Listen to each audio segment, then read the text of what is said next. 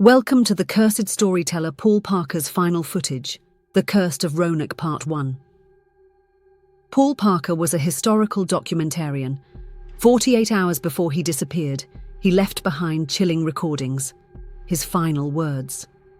3 weeks earlier, he broke into the closed archaeological site at Roanoke Island. His documentary had been cancelled after 3 research teams vanished. The official story? They got lost. But Paul knew better. Dr. Sarah Martinez, the lead archaeologist, had called him days before she disappeared. "We found something, Paul. Something that changes everything." That night, he slipped past security with his camera. The dig site felt wrong. The trees' shadows stretched the wrong way, reaching toward the excavation pits. Paul found an SD card half buried in the mud near Test Pit 7. The label was weathered but readable.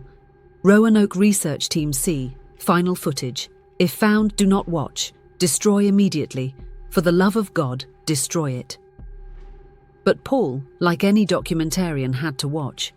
He knew it was a mistake the moment he hit play. The footage started normally. Dr. Martinez narrating their discoveries. Ground-penetrating radar showing unusual structures. Carbon dating results that defied logic. Then, day 37. Dr. Martinez's voice was shaky. "We've found something impossible. These structures predate the colony by centuries, but they're not Native American."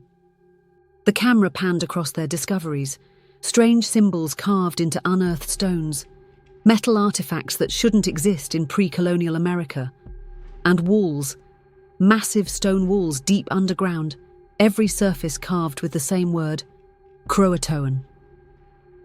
But what chilled Paul the most wasn't the symbol itself. It was how it was carved.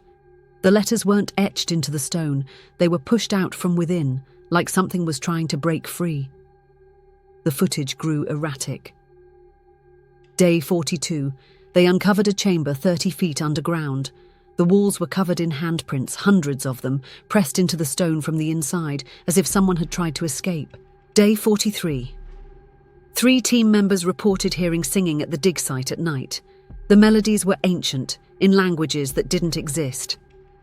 Day 44, security footage showed team members sleepwalking toward the dig site. Their body temperatures were all wrong, too cold like empty shells. Day 45. Dr. Martinez, shaking as she filmed, said, "We found their journal, the colonists' actual journal. They didn't vanish. They were taken. When they built the colony, they woke something up, something that had been sleeping here for centuries." The camera showed pages from a leather-bound book, the writing frantic. "The ground speaks. The earth hungers." Day 46. The night vision footage was even worse. Something moved in the tunnels. It didn't walk, it crawled. Too many limbs, too many faces. The sound was a wet, sliding noise, something massive and unholy. Day 47. Dr. Martinez whispered, "The symbols are a warning. Croatoan isn't a place. It's not a tribe. It's a name, its name. And now it knows we're here." Behind her, the stone walls rippled like water. Faces pressed through them. Colonial faces, native faces, ancient faces. Their mouths opened wider and wider, revealing only darkness, a void so deep it seemed to swallow the very light. The final footage made Paul vomit. The camera tumbled through dark tunnels, the sound of screams echoing in the distance. Then silence. The lens pointed at a chamber wall where the stones shifted, forming a face. It was Virginia Dare, the first English child born in America, but her face was wrong, twisted. Her mouth opened, widening impossibly until her entire head split like a blooming flower. A voice spoke, not in English, but somehow Paul understood. "Your cameras, your documents, your histories, such delicious new ways to tell stories. We've been so hungry. The colony fed us, but now we need fresh tales to consume." The footage ended abruptly, but Paul's story didn't. The roads kept bringing him back to Roanoke no matter how many times he tried to leave. He found himself driving in circles, the trees now seeming to have faces. The ground whispered. At night, he saw them. The lost colonists, the vanished research teams, still walking the island, their faces blank, their mouths open, speaking one word over and over. There was one last clip Paul hadn't mentioned. It was from a security camera dated the day after Team C vanished. It showed Dr. Martinez walking out of the dig site at midnight, but something was terribly wrong. Dr. Martinez's limbs were too long, too fluid, as if they didn't belong to her anymore. She turned to the camera, her face splitting open like Virginia Dare's. Then she spoke. "We are Croatoan.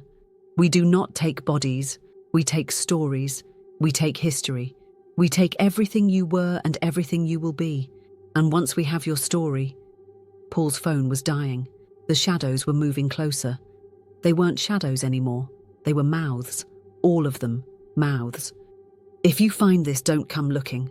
Don't watch any footage. Don't dig at Roanoke." The last message was chilling. The colonists left one last warning, carved into the journal's final page. Paul found it too late. Croatoan feeds on tales.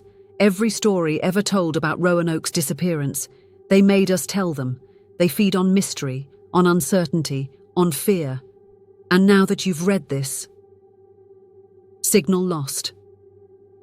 The screen went black, and the recording ended. No one's ever heard from Paul again. The island still whispers, still calls, still waits for someone to uncover the truth. The cameras keep recording, the stories keep feeding, and the curse of Roanoke remains, its hunger never satisfied. The story is far from over. Continued in part 2.